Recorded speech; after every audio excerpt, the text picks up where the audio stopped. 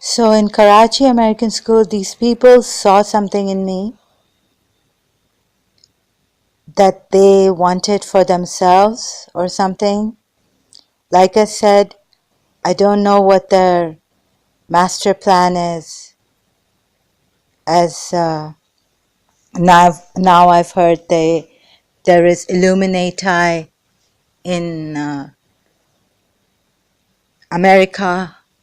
There are Zionists, and they want to disgust people against religion, but they will not succeed. The Quran says that this light of God, they try to blow it out with their mouths. First they came up with democracy and God knows what. But leave these people alone, shall we? And like I see that how much a just leader is needed, a guide for this world, trustworthy to the covenant of God, to take care of the earth, the beings on this earth, who has never hurt anyone, treacherously, deceptively, who hasn't hurt anyone. But like Hazrat Musa alayhi salam, Moses, who made a mistake before he was guided. He had killed a person in anger because the fight was on and a weaker person was being oppressed. He stood up. That's how I have read the verses and understood them. He stood up, he was really angry, and he knocked the person down dead. So this is for a right. He made a blunder. He killed the person by accident, but not by calculative work, thought, planning, scheming, that me and only me shall rise, no other, only my country, only America, no Muslim, no other religious person will rise, but I shall rise. And my name shall be on the billboards of America. That's why God says in the Quran, leave these people, don't read their books, don't read their advertisements. Look into the true verses of mine that I have sent to you through a trustworthy messenger who will never let you down, who is ardently desirous of your welfare, who is the trustworthy repository of God to take care of this earth, the human beings, and not for self-glorification, for money, greedy, lonely, in his lonesomeness, wanting companionship, wanting groups, people to follow him and worship his God, the spiritualists of American God. They may be finding loopholes in our religion. They may have surely created propaganda against Islam and brought on Islamophobia, for they freely want to preach what they want to preach and what they believe in, after having hurt many, destroyed many, much, but they are so ambitiously driven that we cannot beat them, the godly people, the true people, the genuine people. Therefore, I've stood up, even if it goes against me at times, my talks. I make mistakes, I'm unprepared. I'm not ambitiously prepared to fight these people. But I, with all my mistakes and weaknesses, hardly any protection on earth, calling the right guidance, the right guide, my Imam, my true Imam, God chosen to guide humanity under the umbrella of compassion, mercy, gently awaken us to the truths of the divinity, to the much eternal, and how to live in this temporary abode, but a life of eternity, seeking as it is, leaving the perishable for what it is, perishing and holding fast to the eternal, unperishable, everlasting.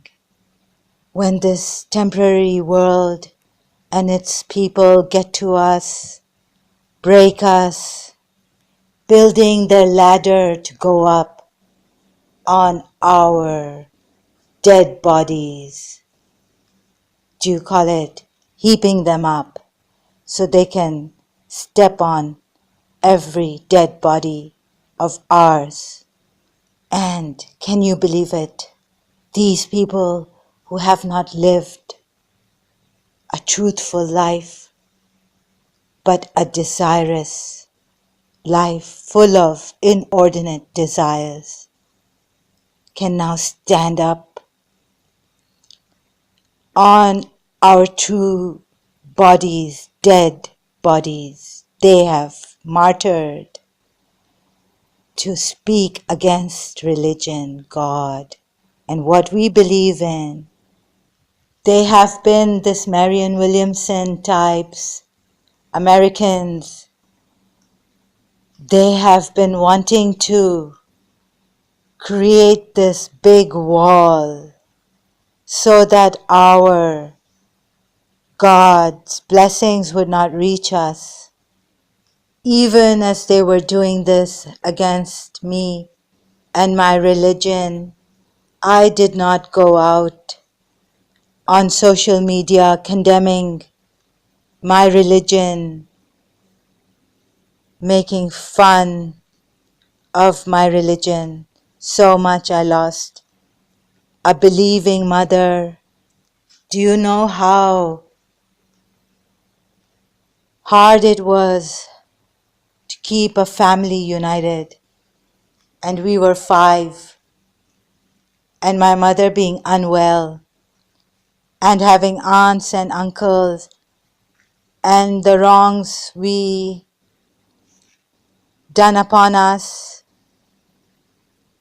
how to keep a full house united, at times being patient, not speaking about anyone's mistakes and wrongs done to us, blessing them, forgiving them. Such a person like Marianne Williamson, who cannot even keep one family. It's easy, I realized in London, living alone. Whatever, although I could get up, so to make tea for myself, do this, it's easy to be living a bachelor's life.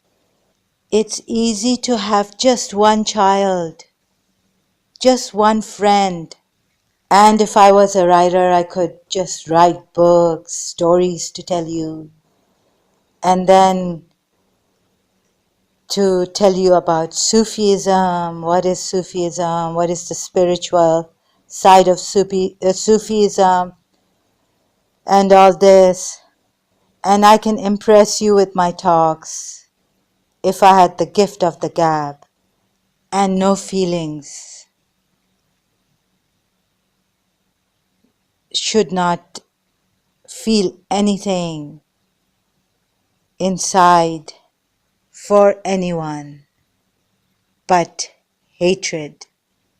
And what I see is ahead, my ambition, my goal. So forget the mother, forget the father. It's me and my education. I'm in London, and this is my future, this is my career. The hell with what my mother thinks or says or wants. The hell with my father, what he wants, what he says. They have lived their lives. Now let me live my life. I could have done in London so many things. I could have had a boyfriend in London.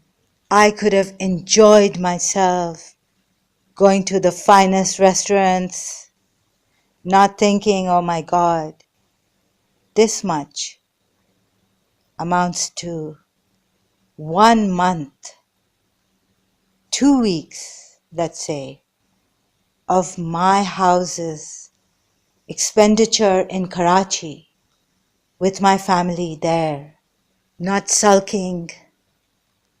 So, do you want these kind of people to guide you, who really in the past didn't care and don't care now?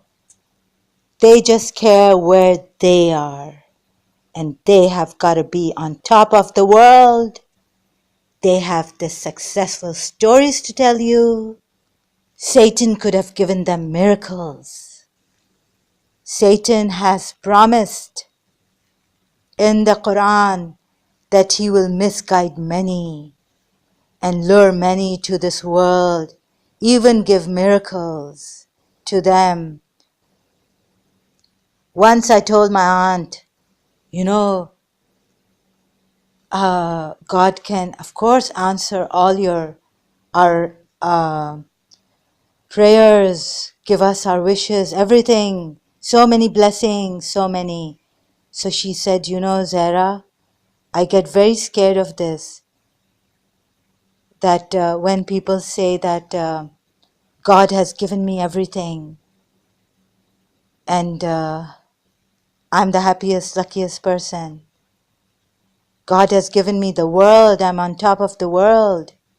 I'm very scared that this could be the Satan giving them everything in this world, that they get lost.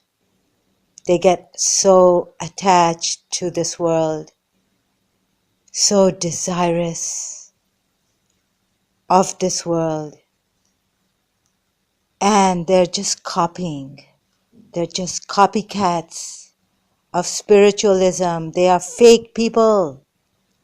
They haven't sacrificed anything for Muslims, and they're asking us what we have sacrificed for them, or Prophet Muhammad sallallahu alaihi wasallam, or Imam Hussein alayhi salam. They're going to ask us that? Well, I already have asked myself.